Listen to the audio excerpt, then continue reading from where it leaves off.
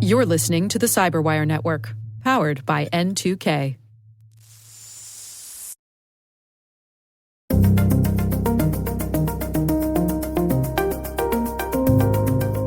Security culture is important. It's something that lives and breathes in every organization, whether you know it or not. And so the question becomes, how intentional are you about the security culture that you have? How sustainable is that? What do you need to do about it? Hello, everyone, and welcome to the CyberWire's Hacking Humans podcast, where each week we look behind the social engineering scams, phishing schemes, and criminal exploits that are making headlines and taking a heavy toll on organizations around the world. I'm Dave Bittner, and joining me is Joe Kerrigan from the Johns Hopkins University Information Security Institute. Hello, Joe. Hi, Dave. We got some good stories to share this week, and later in the show, Perry Carpenter returns to discuss his book, The Security Culture Playbook, an executive guide to reducing risk and developing your human defense layer.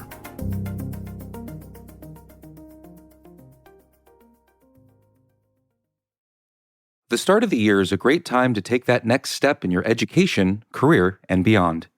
Rely on N2K certification prep to provide the tools to help boost knowledge, skills, and confidence to get you there. And now, for a limited time, all N2K certification practice tests are 40% off. Visit n2k.com/certify and use promo code N2KVDAY. That's N2KVDAY to save 40% on your purchase. That's n2k.com/certify with promo code N2KVDAY. Offer ends Monday, February 19th. Happy learning.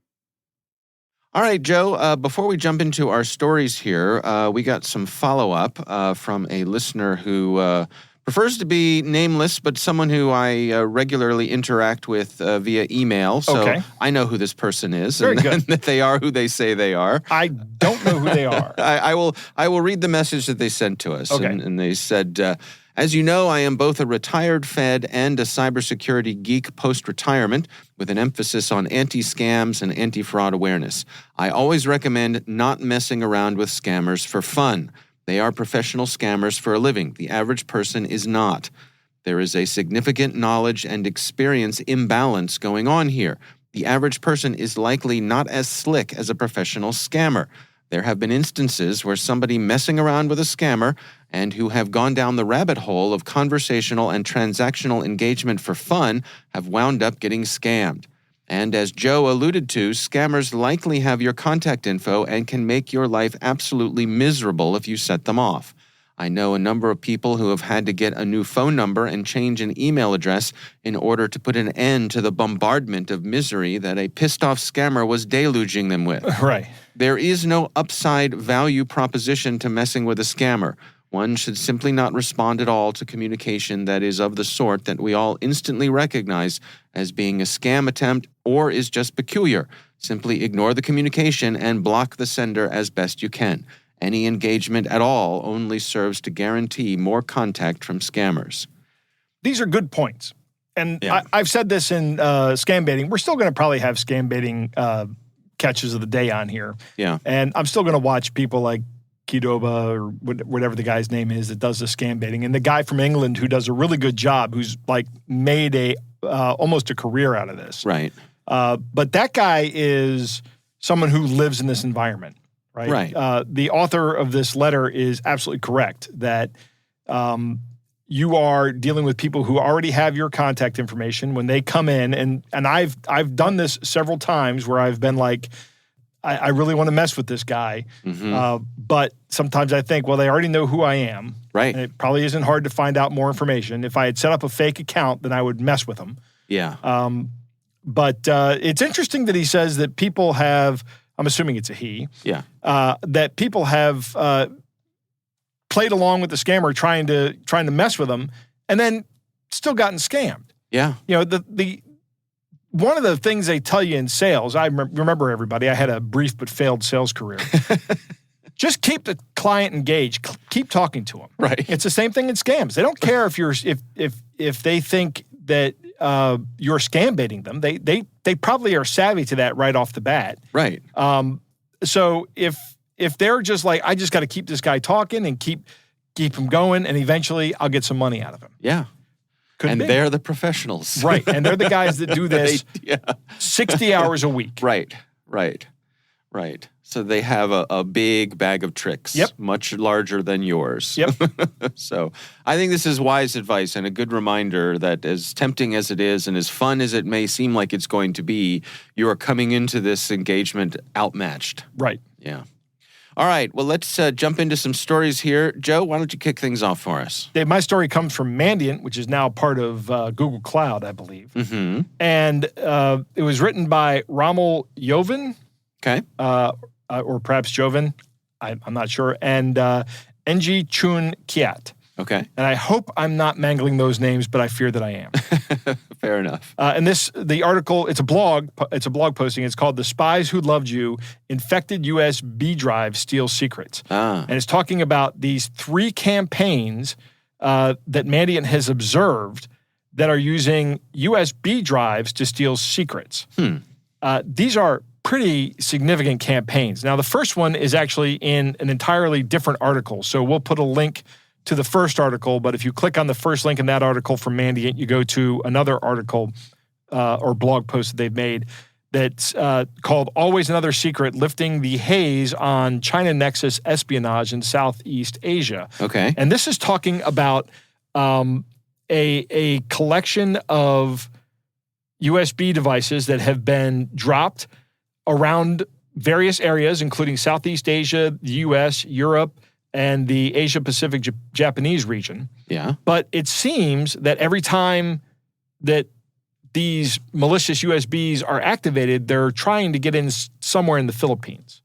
So That's where they're phoning home to? Right. Well, they're trying to attack somebody in the Philippines. Oh. Okay. Yep. Interesting. And they believe that this is a Chinese organization.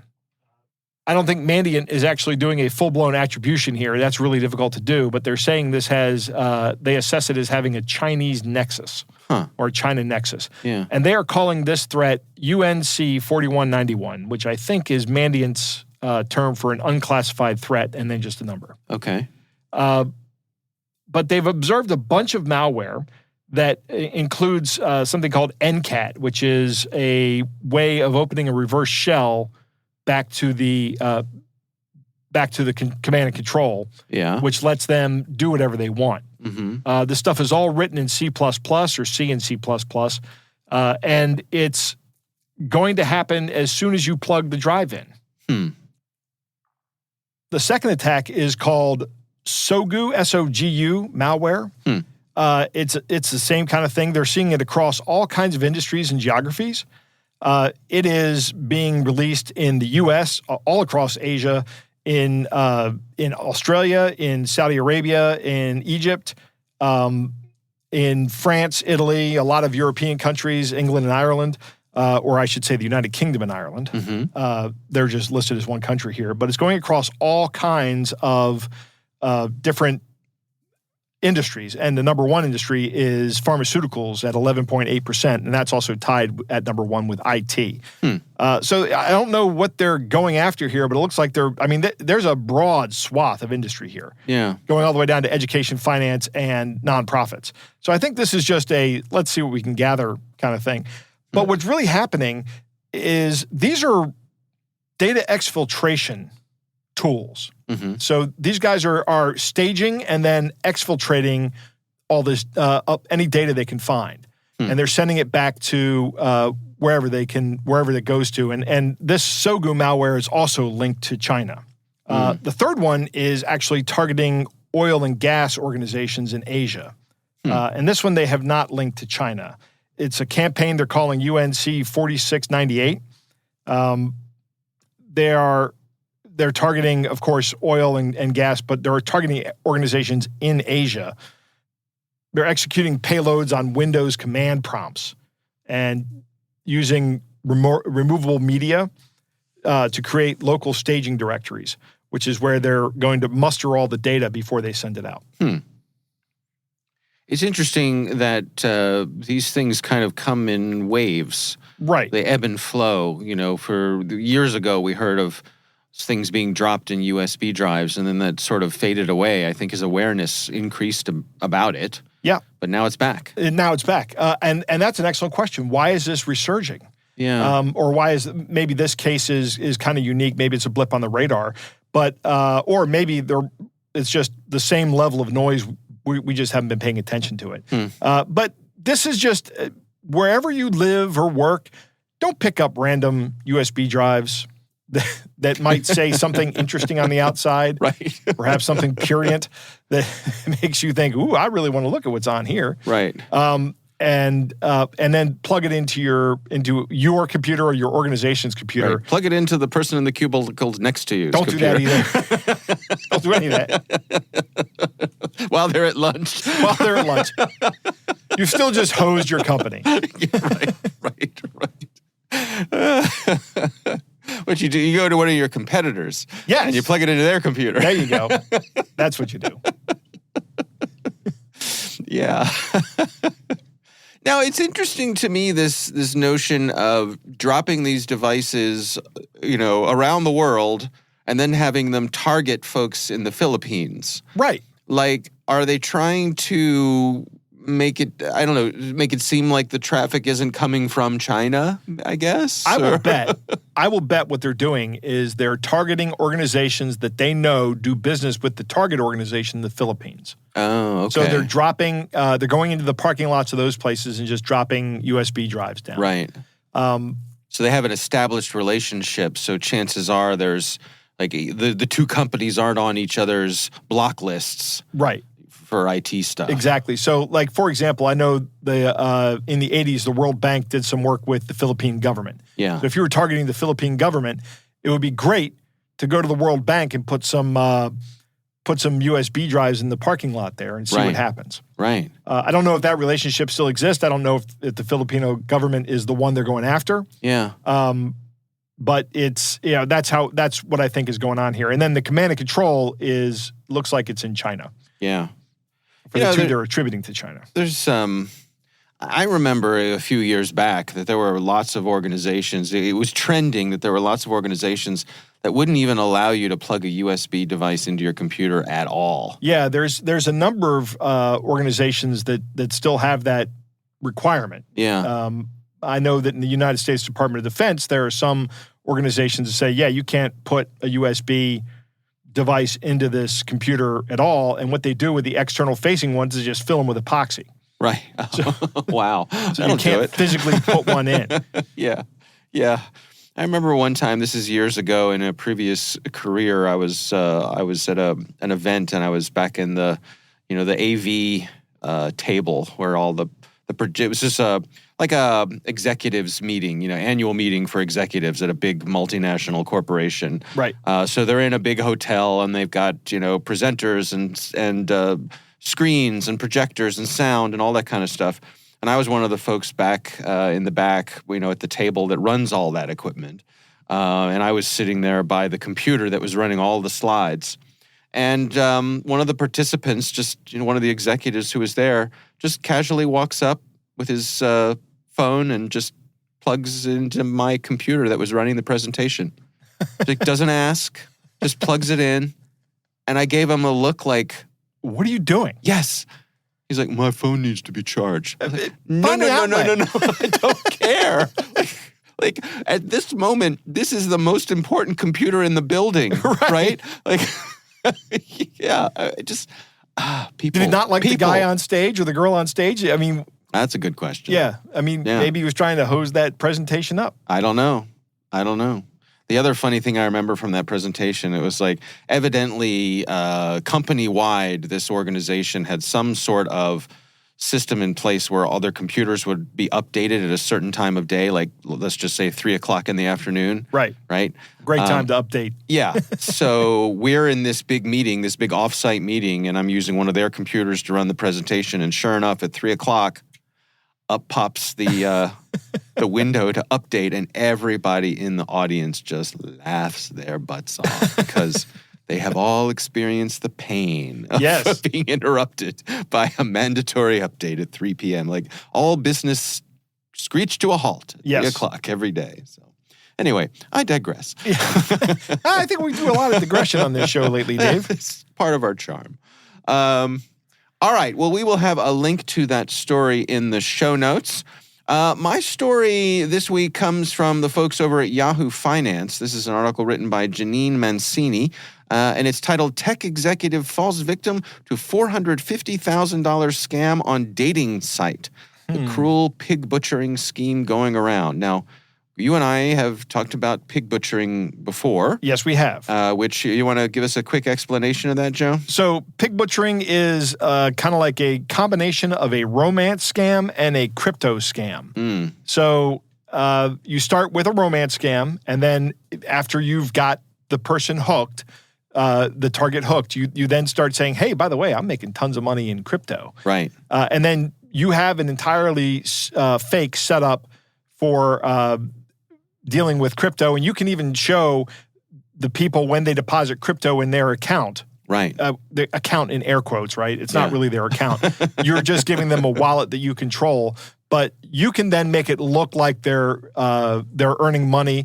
And some of these guys even send back the profits. Like the victim may first say, okay, well, I'm going to send you $50. Yeah. And see how this goes. And they'll send them back $100, $200. Right. And then the person will say, cool, man, now I trust you. Yeah. I'm going to send you $10,000. Right. And that's when they exit. Well, this is one of those stories. This is about a woman named Shreya Datta, who was a successful executive at a tech company here in the U.S. Now, I'm going to read the first 2 paragraphs of this story. And I just want to be clear here that I'm not trying to, victim shame Miss Datta, but I just want to kind of play red flag bingo with you, Joe. All right? Okay.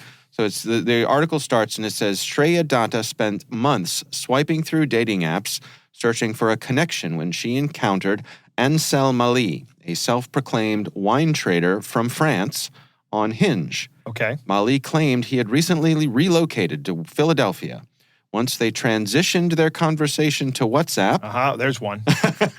Ding, ding, ding, ding, ding. Right. Mali swiftly deleted his Hinge profile. There's another one. Expressing a desire to prioritize their connection and focus solely on Datta.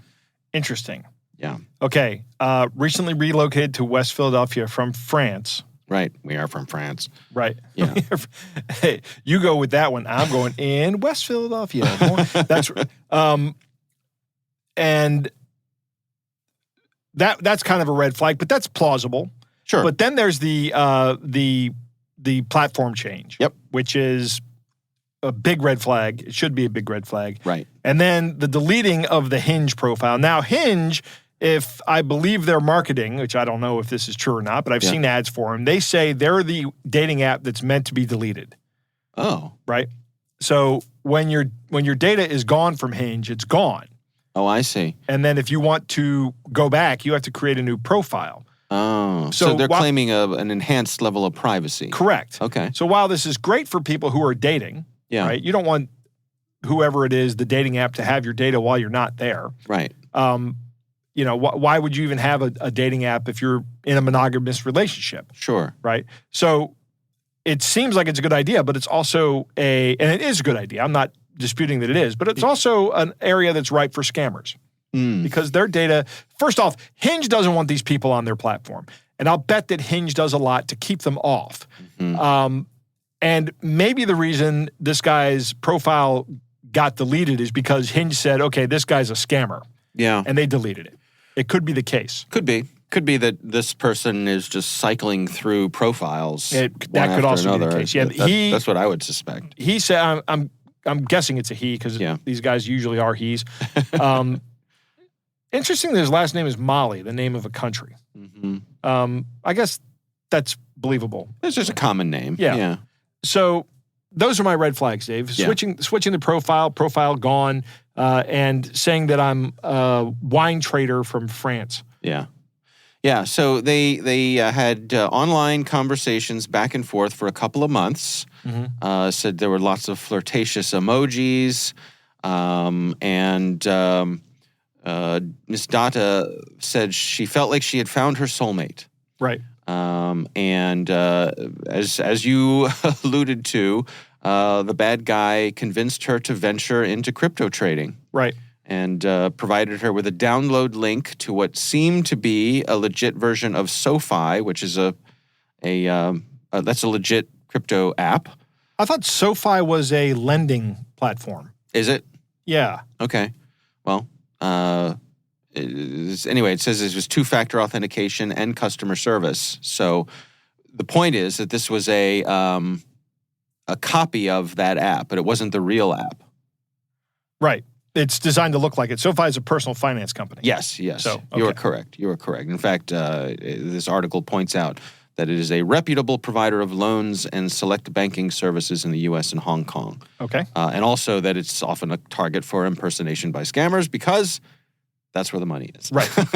And people have heard of it. Right. So again, you called this one, Joe, because when this woman attempted to withdraw her funds from the app, she received a message requiring her to pay a 10% personal tax first. Mm-hmm. Right? Yep. So she reached out to her brother, who's a lawyer, who reached out to a private investigator, and between the two of them, they determined that she had indeed fallen victim to a crypto investment scam, the pig butchering. Right. Yeah. So to the tune of over $450,000. Which is a lot of money. It is a lot of money. Especially for a 37-year-old. Yes. This article points out that she had a high-paying job or has a high-paying job. She has a supportive family. So she's going to be okay, but she did have to sell her car and she had to move to a more affordable apartment Right. to recover from this financially. But then, of course, there's all the emotional wreckage that comes from something like this. It's going to be devastating for this. Just this being lady. taken advantage. Yeah. So there's a few precautions here that they list in this article. They say conduct thorough research, verify the other person's identity by searching for them online, checking social media profiles, or finding them on LinkedIn. Yes, that'll only get you so far because quite often these folks will spin up those They'll be media there. profiles. Yeah. It says be cautious of love bombing, and this is people just being really manipulative. This is something that also you hear about happening when people fall into cults. They get love bombed. This is an interesting one. Insist on video communication. One of the things they point out in this article is that they had video chatted a couple of times, but both times the bad guy hid his face, like had excuses for why he wasn't showing his face. Huh. So... Interesting. Yeah. And again, I don't know that this is the solution, but I guess it's a step along the way to try to make it a little safer. Safeguard your personal information and stay vigilant against get-rich-quick schemes. Right. I would say if anybody asks you for money, if anybody asks for any participation in anything financial, Right. that is such a gigantic, big blinking red light. Yes. Yeah. I feel the same way about that. Yeah. I think that there's, and maybe it's just because I'm jaded and have been cynical all my life, but, these people start a conversation with you and they say things, and I am usually very skeptical of people who like me right out of the gate. Mm-hmm. Because I don't know, Joe. A handsome man like you, I think lots of people would like you out of the gate. I can be difficult. Smart as Dave. you are. Smart as I think I am. That's why most people find me off-putting, I think. Anyway, when these people start doing that, when they start, another thing that will just set the hair on the back of my neck standing up is when they say my name over and over again. Hey, Joe, how are you, Joe? Right, yeah. I'm like, does that work on anybody? Does that not just irritate people? I think there's evidence that it does, but I think there's a wide spectrum of people's skill level when it comes to those sorts of methods to establish rapport. Yeah. Yeah. I used to work with a guy selling computer networks and all kind of stuff that used that trick, and now he sells used cars. Okay. It's probably a better place. It worked its way down the food chain. Yeah. Yeah. Huh. It's interesting. Along with the money thing, I think if anybody asks you for money, Right. that is the point to engage with a trusted friend. Yes. Friend, family member, someone who's not you, Yes. who is not in love, right. who does not feel like they found the person of their dreams. Correct. And just humor us, right? Humor your old pals Dave and Joe. Yeah. Right? Right. If someone asks you for anything financial in one of these, it doesn't matter how much you trust them or how much you think you love them. Talk just to a friend. Reach out to a friend or a family member and just tell them the story and say, there's probably nothing going on here, but I just want to run this by someone, because chances are that person is going to have a different perspective than you and will... And who, look, maybe you're lucky and it is the person of your dreams, but Right. the odds are, It's the not. overwhelming odds are, Right. it is not. Yeah. And even if it is a real person who just needs money, do you really want to date that? Yeah. Right. I mean, that would still be, even if I had even if I was single, which I'm not, Yeah. but I was dating, and I was dating somebody who said, I'm a little light this week. You got $100 I can borrow? Right. If they said that at dinner, I'd be like, check, please. What if the opposite happened and someone came to you and said, hey, Joe, I miss money bags. Let me pay for everything. Would that also Yeah. raise your suspicions? That would raise my suspicions as well. Yeah. Yeah. Okay. And there's a story behind that, but we won't go into that. Okay. That's a story for another day. Yes. Right. Fair enough. All right. Well, we will have links to all of our stories in the show notes. And of course, we would love to hear from you. You can email us. It's hackinghumans@n2k.com. Joe, it's time to move on to our catch of the day.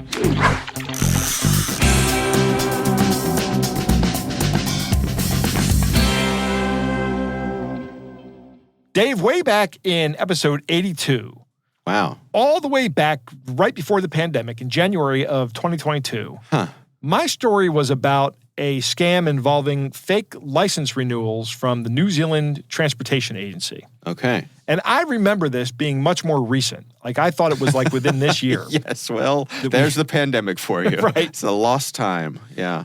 Well, our catch of the day comes from Ryan, who has done a great job sending it to us. It is one of those emails from a pretending to be from the New Zealand Transportation Agency. Mm-hmm. And Ryan writes, "Hi, Dave and Joe. I'm a longtime listener from New Zealand. A Kiwi. A Kiwi. Right. Or as they say, a Kiwi. Right. Who's your favorite New Zealander, Dave? Who's my favorite New Zealander? Yes. Oh, the fine folks who made the Lord of the Rings. How about that? Ah, okay. I can't name a specific New Zealander. I'm embarrassed to say. I bet I know some, but Lucy Lawless? yeah, fine woman, sure. But what about Bundy Aki? No idea who that is. He's a rugby player. Okay. And take your word for that. Probably my favorite New Zealander, because I All love right. watching Bundy play rugby. Fair enough. And the Rugby World Cup's coming up. Bundy plays for Ireland, though, which is Well, why I New know Zealand who he is on my list of places that I would love to see. It's just really far away from here. It is. It's about as far as you can go. That's not the moon. Yes. I would like to see an All Blacks game in New Zealand. That's a bucket list item for me. Sure. Yeah, that'd be great. Anyway, again, we digress. Dave, I love your reenactment of the catch of the day. Pure gold. I'll be nominating you for an Emmy. Oh, that's very kind. Well, there you go, Dave. Finally an Emmy for you. Anyway, an email arrived in my colleague's personal, not work-related inbox, and she sought my advice, knowing that things didn't stack up. Side note, there are two phishing scams that are endlessly cycling around New Zealand, the NZ Post scam and the NZTA, which is the transit authority, or transit agency. The attached is an example of the NZTA scam, and it is really well done. The email itself looks fairly polished. The scammer even used a marketing system, knowing that it would give the email a higher probability of passing through any spam filters that may be present. Mm-hmm. However, the scammer forgot that the marketing system would also add a Portuguese unsubscribe message in the footer. So that's present there. So, Dave, the email is a picture that Ryan has sent.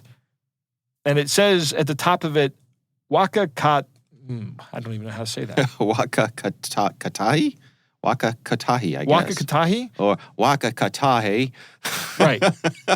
See, this is dangerous ground here for me, Joe. Because, Right. Well, not that, my accents are at all precise, but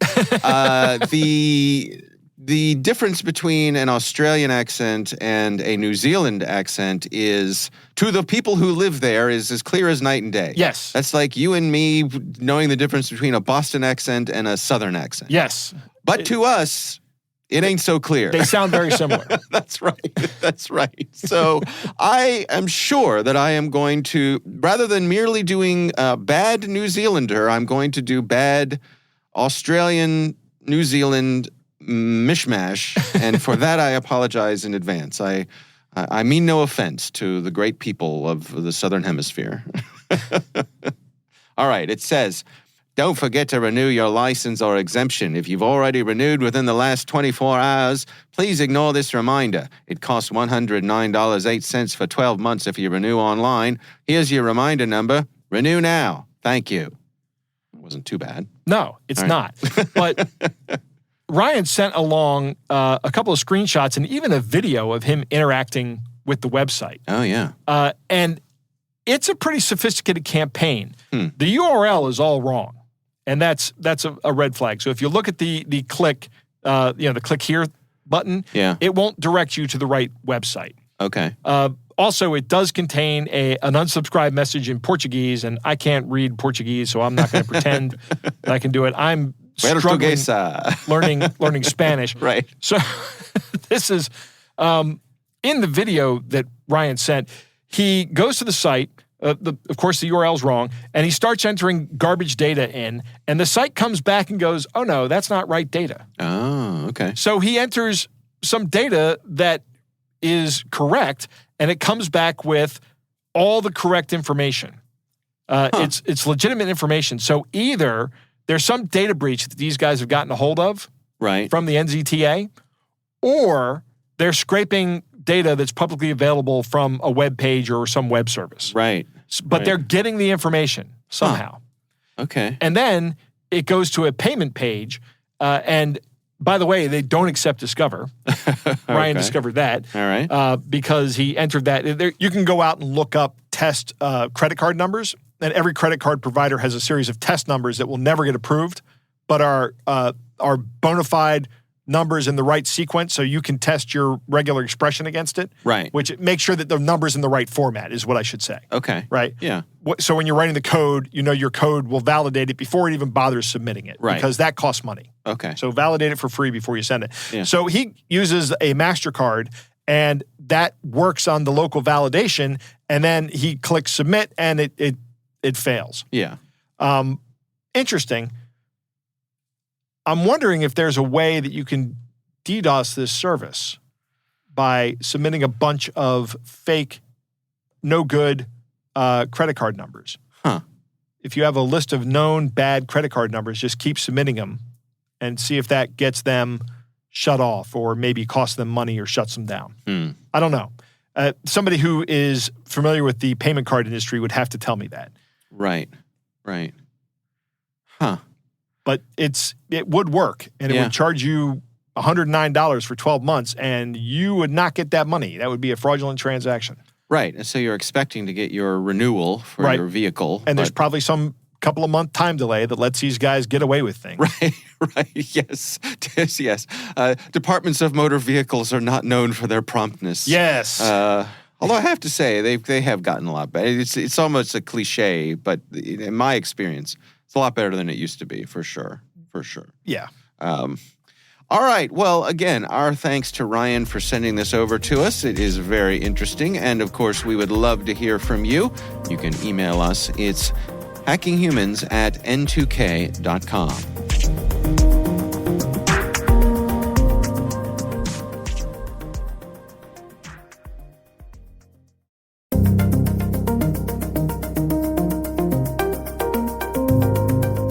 Joe, I recently had the pleasure of speaking with Perry Carpenter. Great to have Perry back on the show. It is indeed. He is discussing his book, The Security Culture Playbook, an executive guide to reducing risk and developing your human defense layer. Here's my conversation with Perry Carpenter. So first, my co-author, Kai Rohr, is an internationally well-known guy that has been studying security culture for most of his career. And so one of the things that we wanted to do with that is kind of merge our voices, because Kai is well known for his research into security culture. I'm pretty well known in my research for awareness and behavior. And as we come together, we can start to paint a lot more complete picture. But the other thing that really prompted this is nuance that's in the subtitle of the book. And I know it's a really, really long subtitle, but there are 3 critical things in it that we tried to pack in. Number 1 is an executive guide. And so this is meant not necessarily for the practitioner, but for the audience of a board of directors or a CIO or a CEO that really needs to understand that security culture is important. It's something that lives and breathes in every organization, whether you know it or not. And so the question becomes, how intentional are you about the security culture that you have? How sustainable is that? And what do you need to do about it? And so that executive piece is really critical. And our hope is that an executive picks that up, reads the first few chapters, and then says, oh yeah, we need to do something intentional with this. And then they hand it down to the person that can implement the vision that's explained there. The second piece that's in the title is reducing risk.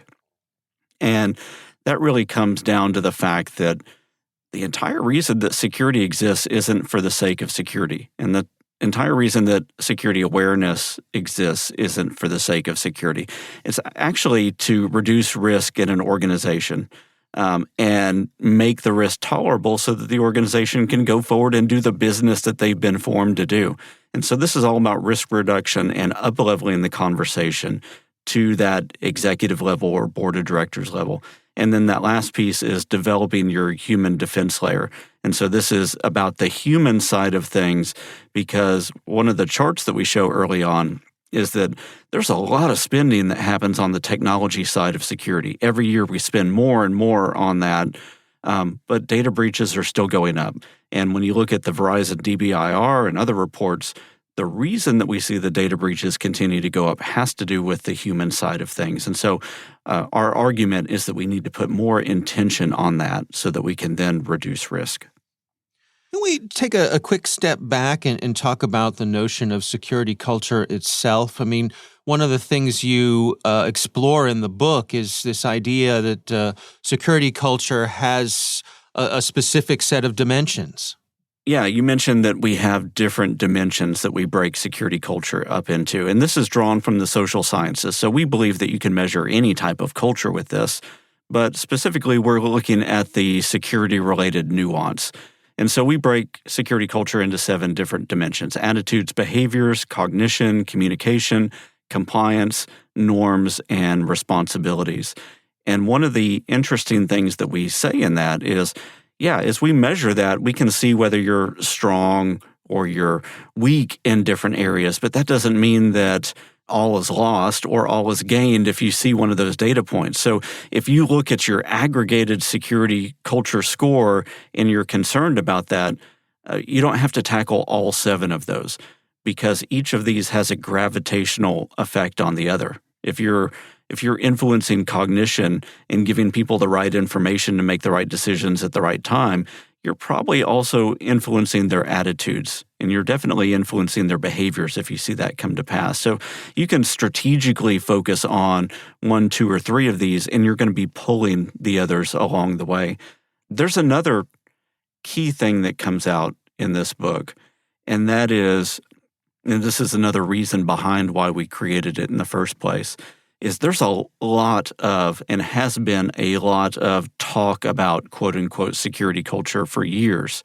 And people are using that phrase in articles and journals and conference presentations and everything else. The thing that was missing, though, is an actual definition of it. And what we found, we at KnowBe4, so this is separate from Kai and I, our employer KnowBe4, commissioned a study with Forrester a couple years ago. And what we wanted to understand was, do people really know what security culture is, and do they value it? And we found that 94% of people value security culture. They believe that it's an important thing to reduce risk in their organization. But then we started to ask the more nuanced question of, what do you believe security culture is? And what we found was a shocking fragmentation of what people believe it actually is. Some people believe security culture is following policies. Other people believe that it's the establishment of a security awareness program. Other people believe that it's shared responsibility across an organization. So the funny thing is that somebody like me could stand on a stage and say security culture is important, and everybody in the room can be nodding their heads. Everybody believe that they're agreeing to the same thing, but everybody actually having a different conclusion of what that means. Are those things mutually exclusive? I mean, can they? Is there anything that keeps them from coexisting? Now, there's not anything that keeps it from coexisting, but the thing that was shocking in that is the segmentation that we saw, in that somebody would believe that it's wholeheartedly one thing, that it's, let's say, following policies. And so if I believe a good security culture is following and mandating policies, I might go in pursuit of that in a way that it's absent of empathy. And maybe actually alienates my people in some way because I have this more authoritarian way of approaching it. If I see it only as disseminating awareness-related information, I could do that in a way that potentially, again, gives me a false sense of security because I'm getting the right information in front of people, but I might not be seeing the behavior follow-up with that. So again, there was this kind of shocking thing that we noticed, which was people are using this phrase over and over and over again, but without any definition behind that. And so that was leading to, I think, a lot of false assumptions with people in good faith believing that they're pursuing quote unquote security culture, but they were doing it in a more narrow focus than really they needed to. And so they're putting all their faith in this one thing that they believe it to be, but kind of potentially ignoring a number of other things that it should be and that would have that gravitational effect to kind of move the culture where it needs to be. And so when we define security culture, we pull it from social science, very similar to the way that we pulled those 7 different dimensions of culture. And so we say security culture is the ideas, the customs, and the social behaviors of an organization that influence its security. And that's deceptively simple, but within that, you do hear a few key terms. You hear ideas. So these are not just information, but things that permeate the people in the organization itself related to that security aspect of things. The customs, so that's the lived out behaviors and the ritualized behaviors, the things that are caught rather than taught by people, so that things that you'll see and bring on through peer pressure or through on-the-job training that may not even be codified in a policy, and the social behaviors, and very, very similar in that. Again, the things that kind of the unwritten rules of the organization that are just dictating the way that people live their security in that organization. That can be positive or negative, so we're not being prescriptive in that, but your security culture is in each of those things and in each of those 7 dimensions, positive or negative across that. Again, the idea there is you have that security culture whether you want it or not. It's, do you have the one that you want or not? You know, you pointed out that in the subtitle of the book, you say this is an executive guide. How important is it that this comes from the top in an organization? I think it's vitally important because if people don't feel like they are being consistent with the leadership of an organization in their values and their beliefs and the lived out behaviors, then there's a cognitive dissonance that comes in. Number one, they always want to know that they're going to be supported in the decisions that they make and the actions that they take. So that being valued from the top naturally starts to resonate down. The other thing is people don't like class systems, especially in the age that we're growing into right now and post-COVID. People do not like to see class systems in their organizations. So if there's one standard of behavior related to security that is pushed down to everybody else but not lived out within the executive ranks, people are going to rebel in different ways against that. So I think setting tone at the top is for sure really important. But there's also some nuance that you can add by finding people in the middle of the organization and even at the very bottom of the organization that have loud and clear voices within their social group, and you want to tap into them as well. You know, I like to think in analogies. It helps me to, figure things out in my own mind sometimes. And sometimes when I'm thinking about security, I think about, the people who have a retail shop or something like that. And you'll sometimes see, the person behind the cash register will say, well, it's not my job to stop people from stealing things off the shelf. That's the security guard's job, and I'm not going to, I have enough to do. I'm busy. My job is hard enough without having to deal with those things. And we've got people who we've hired just to do that. So why should I take my time to do that? How do we fight that mindset within, other organizations? That's a good question. So if you go into that 7 dimensions that we mentioned, there's 2 that come to mind there. One is attitudes, and then another one is cognition. And then, of course, norms is there too. So you can build that in as a norm. And that goes into one of the definitions that people were giving security culture before, which is when I talked about that fragmentation and the way that people understood it, one of those was security is a shared responsibility. Yeah, it is that, but it's not only that. But when you talk about the thing that you were wanting to get to, that shared responsibility piece of that, as expressed in norms and is understood in cognition and is rightly taken on in the attitude dimension, becomes really, really important because, I don't want the cashier to just wash their hands of something that's dangerous, or I don't want in my, let's say we're physically in an office and somebody comes in without a badge or somebody tries to tailgate behind me through the door. We don't want employees to wash their hands of that. So one of the things that you have to do is find ways to instill that social norm of the way that we do things here is we all take responsibility, and you have to model that out from the top, also in the middle and at the bottom of the organization through people that have social standing. And so you model that, you build that into your norms. You at a cognitive level, you teach people why it's really important that they step up and take that. You also have to make them feel really, really safe in doing that. Let's say everybody's on board and they believe that security is the right thing for the organization. They want to help manage risk. At that point, you have to empower them and you have to reduce fear. And empowering is saying, if you get this wrong and you challenge somebody that's maybe important, maybe it's a regional vice president that comes in, they just don't have their badge that day, and you challenge them and say, I'm sorry you don't have your badge, we're going to have to take you down to security and make sure that you have clearance, that you're not going to get punished for doing that step. So you have to empower them, you have to reduce fear of punishment, and then you also, let's say there's fear of that person's own physical safety. In that, I've seen somebody that's suspicious. I want to tell somebody, but I'm also afraid to do something about it because I'm afraid that person is going to come after me. So I'm not going to physically go stop them. How do I do it? So at that point, you kind of go back to the see something, say something mentality. But the one thing that's always missing in see something, say something is here's the way to do that. So you have to follow up with, here's the phone number to call, here's the person to contact. At that moment, maybe it is somebody else's job to put themselves physically in the way of that other threat that they see. And so it's not your job to take on the potential for physical harm. It is your job to say, oh, there is a potential for harm there. Let me contact the right person and do my part that way.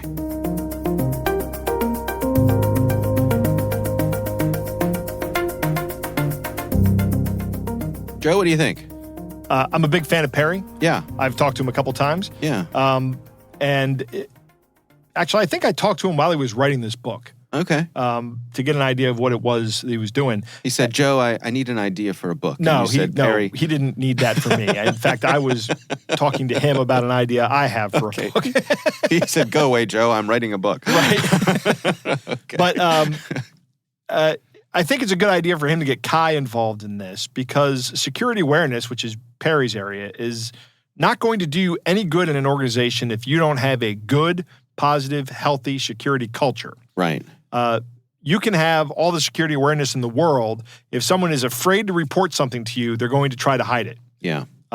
So make sure you have a good, healthy security culture. Right. And I like how Perry defines that, which I'm going to get to in a minute. But Perry makes a point that should be obvious to everyone, but may not be. And that's all this security business is just about risk management. Yeah. Right? It's about reducing the risk or transferring the risk or accepting the risk. Yeah. Right? Those are the three things you can do with risk. So that's what this is about. You're just trying to make it less risky to operate your business. Mm-hmm. Interesting that spending on tech is going up and up and up, but breaches are still not stopping. And Perry cites the DBIR from Verizon. Yeah. I covered that a couple of weeks ago, or at least the social engineering portion of it a couple of weeks ago. Right. And it reminds me, this whole discussion reminds me of Bruce Schneier's statement that if you think technology is the solution to your problem, you don't understand the technology and you don't understand the problem. Okay. Right? Because he's right. That this is a human, there's a huge part of this problem that is a human problem. And I like what they've done here. I like how Perry and Kai have broken down the security culture into these dimensions, these 7 dimensions he talks about that you can measure. This is imperative. And we all know that security culture, your security culture is important. But the discussion that Perry has here is really, really enlightening. What does that mean? Mm-hmm. The image you have in your head is going to be different from the image everybody else has in your head, right? You could say security culture is important, and I think it's important to quantify it or define it at least, and I like his definition. The idea is the customs and social behaviors of an organization that influence its security. Mm-hmm. That's a great, concise, but rich, very dense definition of security culture. Yeah. And another key point that Perry makes is you have a security culture at your company right now. Right. That's very important to realize. Yeah. You need to know what it is. Yeah. And then you need to, before you can even start changing it. And I like how Perry describes these things in terms of social sciences and how you go about building a good, healthy security culture is just as important as doing it.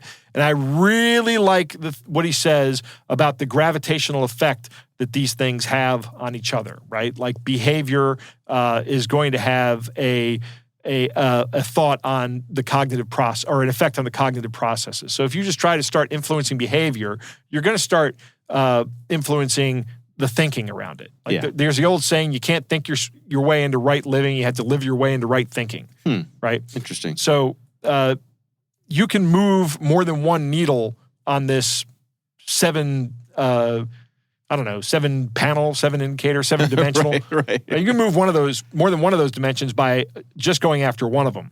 I think that's a really important point. Yeah. I have not read this book yet. It's been on my list. I think I'm going to pick it up. Yeah. All right. Well, our thanks to Perry Carpenter for spending the time with us. Again, the book is titled The Security Culture Playbook, an executive guide to reducing risk and developing your human defense layer. We appreciate Perry taking the time for us.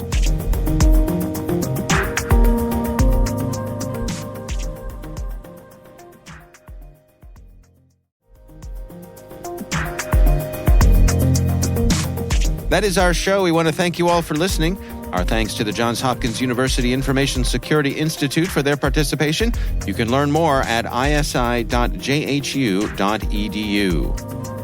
N2K Strategic Workforce Intelligence optimizes the value of your biggest investment, your people. We make you smarter about your team while making your team smarter. Learn more at n2k.com. Our senior producer is Jennifer Iben. This show is edited by Elliot Peltzman. Our executive editor is Peter Kilpie. I'm Dave Bittner. And I'm Joe Kerrigan. Thanks for listening.